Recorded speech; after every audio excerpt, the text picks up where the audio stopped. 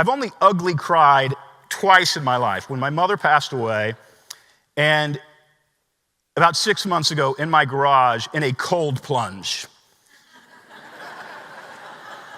Now, Julio Gonzalez, where is he? He cold plunges. We bonded on that. We don't cold plunge together, but we cold in different places. By the way, how do you know if somebody cold plunges? Yeah, they'll tell you. Yeah, they'll tell you. You don't have to guess.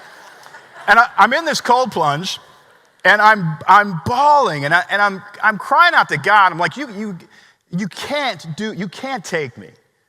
Right? Just give me 20 years, give me 25 years. I'm doing the math on when a little girl can lose her dad and it's not just too traumatic. And that's the number, right? We got to get there. And everything suddenly changed for me during this 8 days. Now, 8 days later, we go in to see the cardiologist.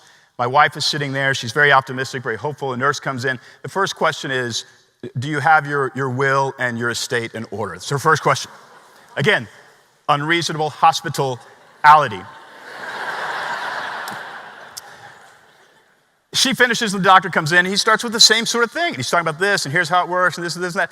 And I just interrupted him. I said, Doc, am I here in 20 years? And he said, of course, yes.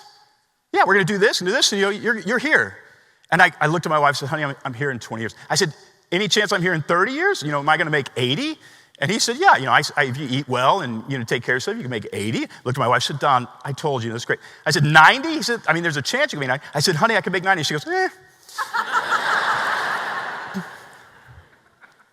And everything right now is fantastic. The modern medicine is incredible, and I'm going to be great, and I feel great, so please don't feel sorry for me. That's not the point of this talk. The point of this talk is what happened in the 8 days when I could feel the credits rolling. This thing is over before you want it to be over. First of all, everything that mattered to me in life stopped mattering. Everything that drove me, I could care less about.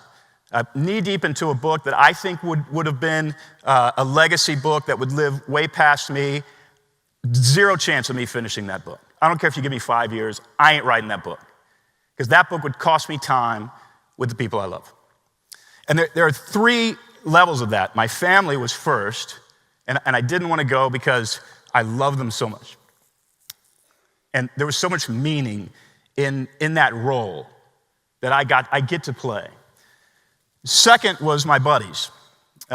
We go fishing every year. Some of them are in this room. We call ourselves the Lions.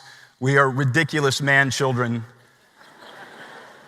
And I realized how much these men meant to me. And I was able to text them in some of my darkest moments and say, hey, I'm scared.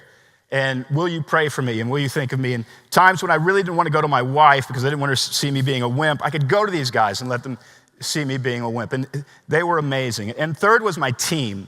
I run a company. We're a small company. We have about 30 employees. And I love them. I care for them. We work so much. We work so well together. I actually wrote out a plan, if I pass, how the team can take over ownership of the company, and sat down with Tyler, who's here tonight or today, and he runs the company. And so here's how I think we can transition this, because I want this to live on. What mattered to me more than anything was not accomplishment, it was connection. When everything is being taken away, what matters is connection.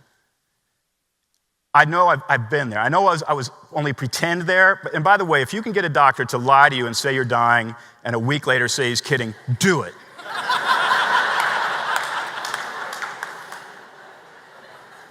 I may start that business. It's a fantastic experience, because everything becomes really, really clear. What matters is connection. And then what occurred to me as all of this was happening was that this actual new understanding, maybe, I don't know what it is, of the meaning of life, had been under my nose for decades, and I just could have never saw it. For a living, I study story and story structure, and then I go into businesses and help them clarify their message using these kind of ancient narrative structures. It's total nerdville, but I just love doing it.